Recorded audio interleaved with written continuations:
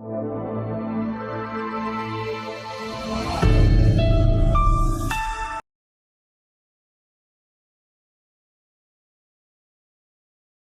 back, my dear kids. How are you? I hope you all are fine. So now we are going to start another chapter of our English reader book by Vani Publishers, and the name of the book is English Reader Hindi Anuvad Sahit Class 4. Now we are going to start chapter number 12, and name of the chapter is The Magic Mango, Jadui Aam. Vikram was the king of Ramgarh. He had a beautiful daughter. The name of his daughter was Kanak. She was 10 years old. Vikram loved his daughter very much. Once Kanak fell ill. Vikram called the best doctors and physicians, but Kanak did not get well. The king was very sad. A wise man of his court said she can get well if she eats the magic mango. There lived a poor Brahmin and his wife in Ramgarh. They heard the story of Kanak's illness. They also came to know that she would get well if she ate the magic mango. They had a parrot as a pet. The Brahmin and his wife loved their parrot and called it Pattu. It was a beautiful bird. It had a shining red beak and its feathers were long, smooth and green. Every day the Brahmin gave the parrot guavas and chilies, but Pattu liked mango most.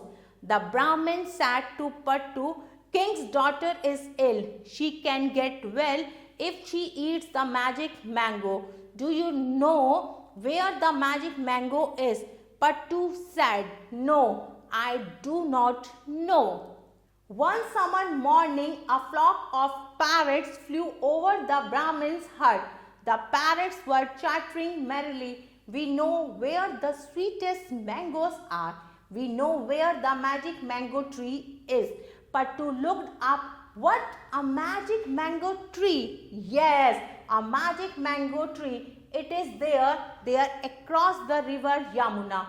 "Oh, tell me more about this tree," Pattu asked. The parrot said, "The tree has magic mangoes. They shine like a gold, and a golden bird sits in the tree and sings. Oh, listen to me, oh, listen to me, listen to my song. Eat the mango, and have a life long. Oh, listen to my song from the branches high. Taste and eat the magic mango once before you die."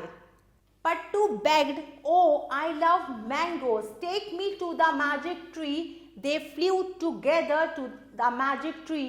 The bird on the tree saw Pattu and said, "A stranger, come and take the mango, but promise before you go, you won't let others know where magic mangoes grow." Pattu promised, "I won't tell anyone." The bird gave him the mango and he returned to the Brahmin. Pattu said, "Here is the magic mango. The princess gets well if she eats the magic mango. Please take it to her." The Brahmin and his wife were very pleased. They asked, "Where is the magic mango tree?" Pattu said, "I am sorry, I cannot tell it to anyone. I gave a promise to the golden bird." The Brahmin and his wife took the mango to the king and said, "Sir, here is the magic mango for the princess." The king did not believe them, but he gave the fruit to princess to eat. She ate it and won't get well. She asked her father, "Father, who brought you the mango?" The king replied, "Please call the Brahmin and gave him a reward." They saved Kanak's life. The Brahmin came with his wife and Pattu. The king took them inside the palace and gave them money and gold. Kanak saw parrot. It was such a beautiful bird. She wanted to keep it. The Brahmin gave her the parrot. तो चलिए अब इसका हिंदी अनुवाद समझते हैं। विक्रम रामगढ़ के राजा थे। उनकी एक सुंदर पुत्री थी। उनकी पुत्री का नाम कनक था। वह 10 वर्ष की थी। विक्रम अपनी पुत्री से बेहद प्रेम करते थे। एक बार कनक बीमार पड़ गई। विक्रम ने अच्छे से अच्छे डॉक्टरों को बुलाया, लेकिन कनक ठीक नहीं हुई। राजा बहुत उदास था। उसके दरबार में एक बुद्धिमान व्यक्ति बोला, वह जादुई आम खाने से ठीक हो जाएगी।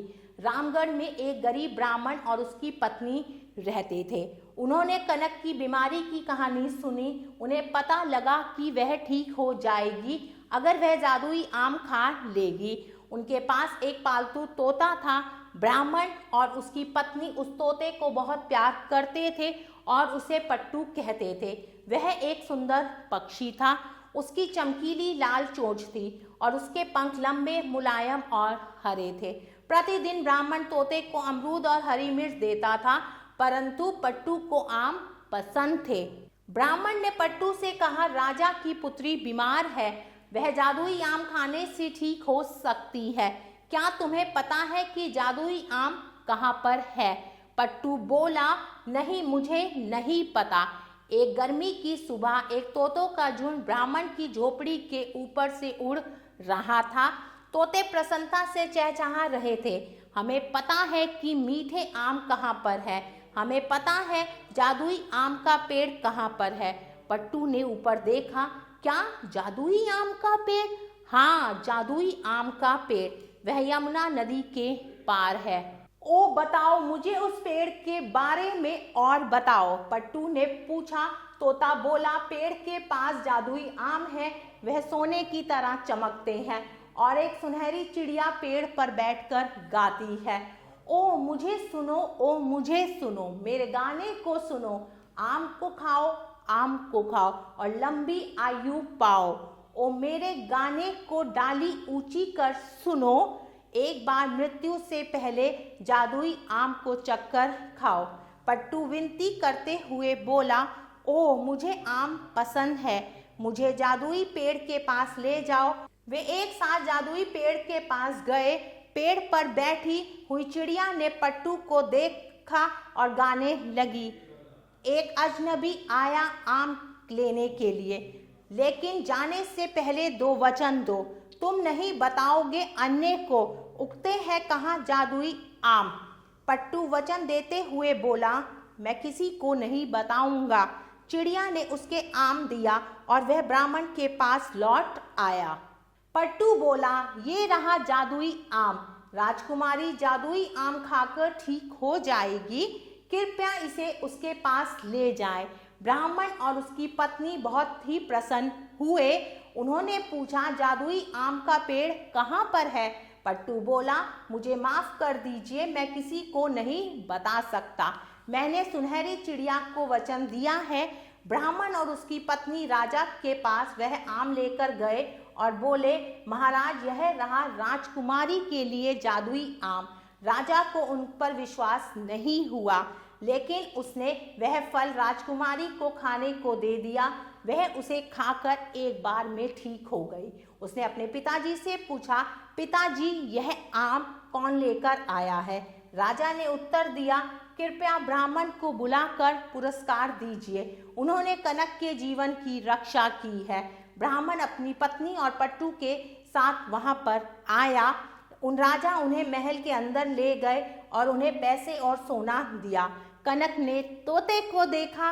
वह एक बहुत सुंदर पक्षी था। वह उसे रखना चाहती थी। ब्राह्मण ने वह तोता उसे दे दिया। Now time to do some exercise. Exercise 1. Answer the following questions. निम्नलिखित प्रश्नों के उत्तर दीजिए। My dear kids, exercise 1 you have to do by yourself. Now next exercise, exercise 2. Complete the sentences. वाक्यों को पूरा कीजिए। Vikram was the king of, कहाँ के किंग थे विक्रम? रामगढ़ के। तो मैं यहाँ लिखूंगी रामगढ़। कनक was the daughter of, कनक किसकी डॉटर थी? तो यहाँ आएगा Vikram. There lived a dash in Ramgarh, Ramgarh में कौन रहता था? तो यहाँ आएगा ब्राह्मण। The parrots were dash merrily, तो यहाँ मैं लिखूंगी chattering, T-E-R-I-N-G, chattering.